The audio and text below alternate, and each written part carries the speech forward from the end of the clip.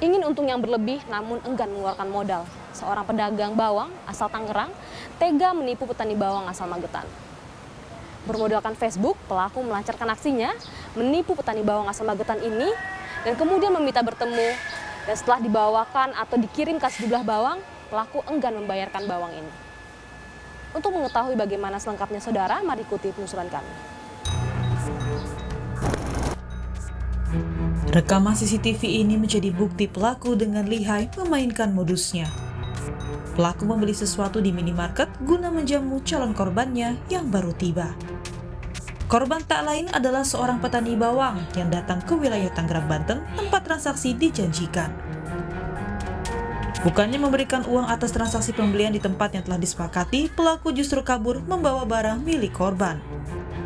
Berdalih ke toilet, pelaku membawa 850 kg bawang merah senilai 20 juta rupiah.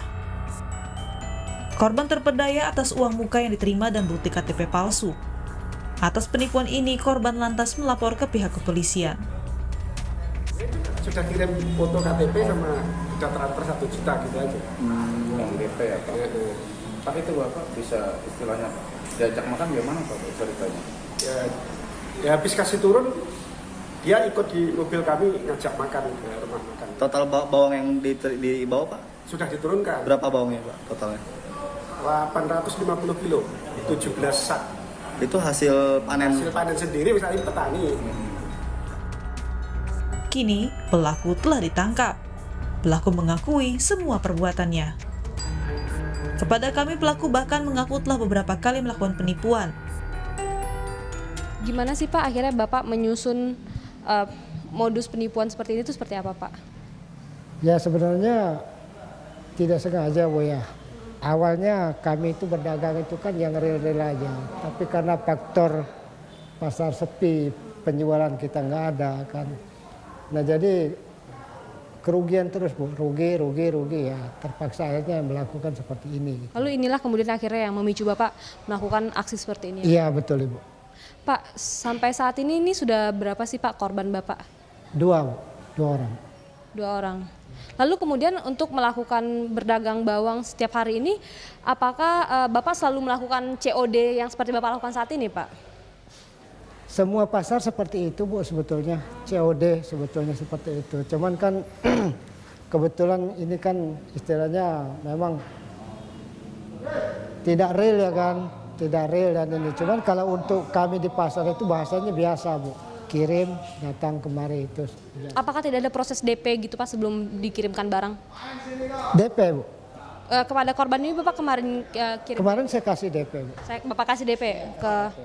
Sebesar 1 juta. Pak, kemudian Bapak ketemu korban ini di mana, kenal di mana? Akhirnya terus korban ini mengirimkan barangnya kepada Bapak. Itu gimana Pak ceritanya Pak? Awalnya saya ketemu di Facebook. Ya, jadi saya lihat Facebook dia menawarkan barang. Jadi saya ambil nomornya, saya komunikasi, kontak via WA, terus berkomunikasi terus. Dan ada saling kepercayaan masing-masing lah seperti itu ya kan.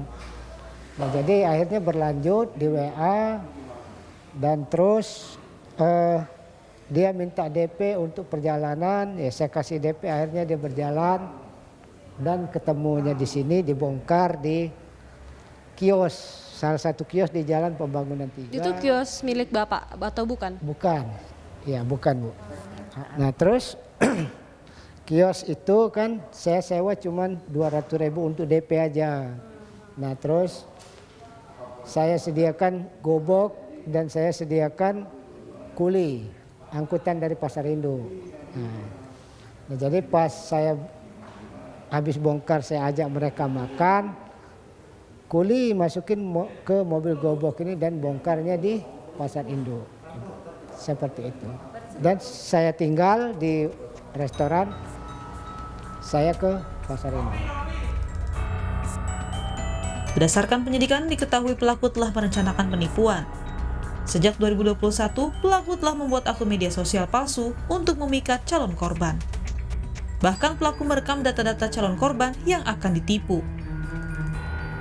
Kami coba menjelaskan bahwa pada hari Minggu, tanggal 27 Maret, kami menerima laporan dari seorang petani dari Magetan, Jawa Timur atas nama Pak Sarminto. Pak Sarminto ini datang ke polsek kami membuat laporan bahwa beliau telah ditipu terkait perkara jual beli bawang. Jadi Pak Sarminto ini menjual hasil dagangannya melalui Facebook, kemudian ada yang berminat pura-pura membeli COD, kemudian dari Magetan menyewa mobil. Pak Sarminto ini datang ke Neglasari di wilayah Polsek Neglasari, Polres Metro Tangerang Kota. Setelah sampai di Neglasari, muatan bawang merah sebanyak 850 kilo diturunkan dari mobil yang disewa. Kemudian setelah diturunkan, si pelaku mengajak korban makan siang. Pada saat makan siang itu, pelaku pura-pura ke kamar mandi. Setelah ditunggu 30 menit tidak keluar dari kamar mandi, korban mulai curiga. Kemudian balik lagi ke lokasi tadi menurunkan barang sudah tidak ada, pelaku pun sudah tidak ada. Apa sih nih Pak modus yang dilakukan oleh si pelaku ini gitu? Pelaku itu untuk meyakinkan korbannya, dia membuat akun Facebook atas nama UD Mandiri, Usaha Dagang Mandiri. Dia menuliskan statusnya sebagai lulusan dari salah satu universitas swasta di Jakarta. Kemudian bekerja sebagai pelajar. Dia kirimkan juga KTP untuk meyakinkan korbannya. KTP-nya ini atas nama Zulkarnain. Sebenarnya Zulkarnain ini juga korban karena KTP ini benar asli, tapi fotonya dia tempel oleh foto dia. Berarti diedit begitu ya Pak? Ya, kemudian diedit KTP-nya ini. Nah ini untuk meyakinkan korbannya. Kemudian terjadi komunikasi dari FB lanjut ke aplikasi pesan WhatsApp. Kemudian terjadi deal-dealan harga. Dia minta dikirimkan videonya juga, fotonya si pelaku ini. Ini komunikasi antara korban dengan pelaku. Nah setelah berhasil menipu, si pelaku ini masih komunikasi via WA ke korban. Kita bisa lihat bahwa komunikasinya dia mengejek. Si pelaku ini sudah menipu, korbannya diejek lagi sama dia melalui aplikasi WA. Bahkan dia minta dikirim lagi 5 ton. Karena dia bilang bahwa si korban ini gampang atau mudah ditipu. Nah dari sini ternyata korban ini pada saat hari Minggu kejadian itu pernah diberi minuman Pocari. Salah satu minuman diberikan oleh korban. Korban ingat bahwa minuman itu dibelinya dari salah satu minimarket di Tangerang. Kemudian korban memberitahu ke kami bahwa ada petunjuk itu. Kami langsung mengambil CCTV. Dari sinilah awalnya petunjuk kami mendapat ciri-ciri dan muka dari si pelaku. Kemudian dari CCTV inilah dari minuman tadi, kemudian dapat CCTV, kemudian lalu kami dapat berhasil melakukan penangkapan kepada si pelaku. Ini aslinya dia merupakan bukan lulusan universitas tapi lulusan sekolah dasar di Bengkulu sana, salah satu SD negeri di Bengkulu. Apakah kemudian ada kemungkinan korban lain Pak? Dari komunikasinya, kemudian kami dapat satu lagi yang tadi korban di pertama tadi yang dari Jawa Tengah. Beliau itu ditipu dengan modus yang hampir serupa, hanya TKP-nya saja yang beda, itu senilai 1.550 kilo. Atas nama Bapak Hartanto dari Temanggung. Jadi Bapak ini kalau yang Pak Sarminto itu di Neglasari, kalau Pak Hartanto ini di Jalan Jenderal Sudirman, tapi masih masuk wilayah hukum Polres Metro Tangerang Kota.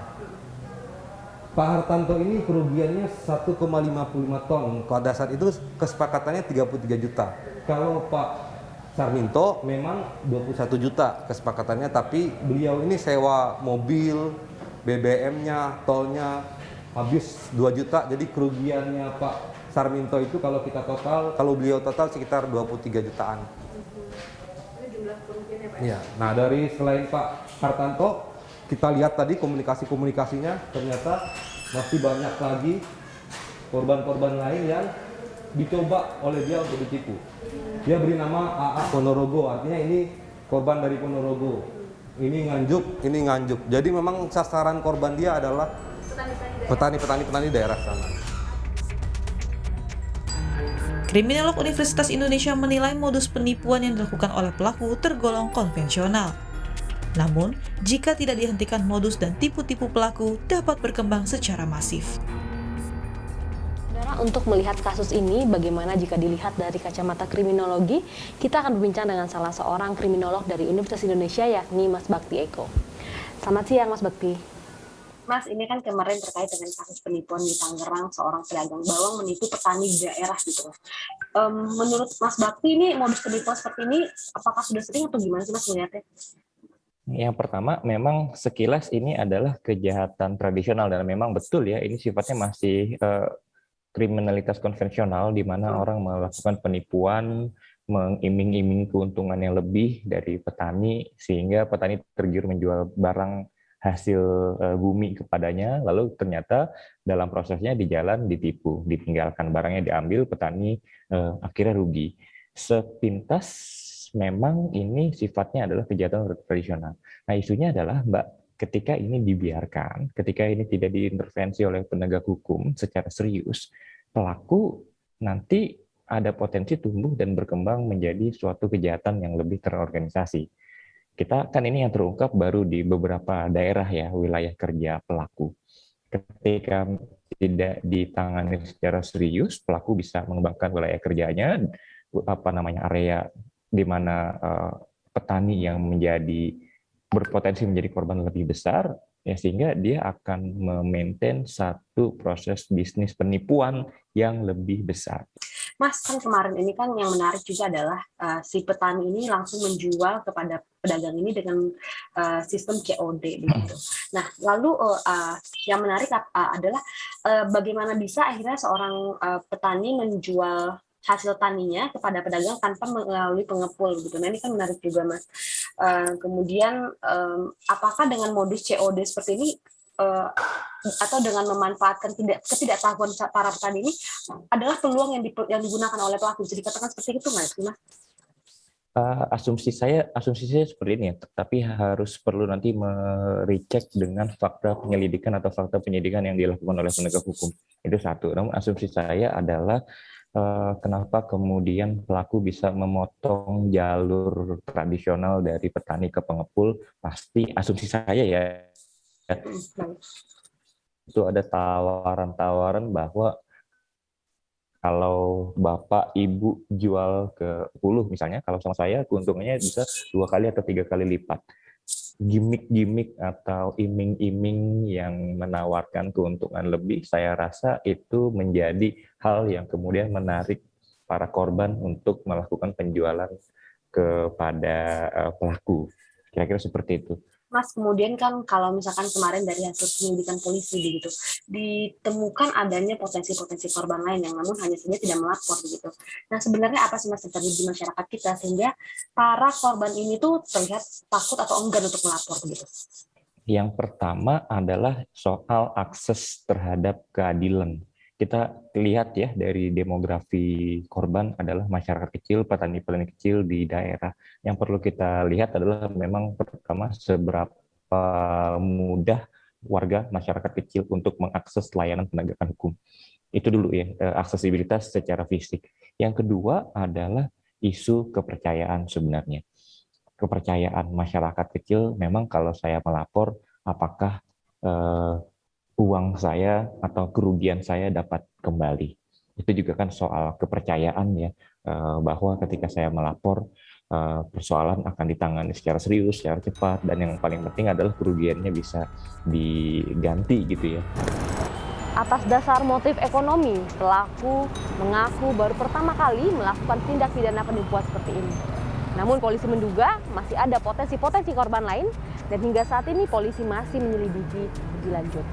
Dan saat ini pelaku ditahan oleh pihak kepolisian untuk digali keterangannya lebih lanjut dan akan dikenakan pasal pidana penipuan dan juga penggelapan.